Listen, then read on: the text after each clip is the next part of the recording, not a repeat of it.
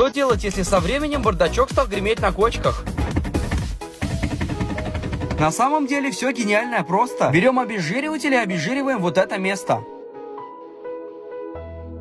Дальше берем самоклеющуюся уплотнительную резинку. Ее стоимость составляет 30 рублей. И в первую очередь разрезаем напополам, так как нам нужна только одна половинка. Прикладываем вот в это место и отрезаем лишнее. Отклеиваем защитную пленку с уплотнительной резинки и приклеиваем на бардачок максимально аккуратно. Разглаживаем. Ну и пробуем. Вот теперь звук стал глухой и лишние шумы ушли с салона.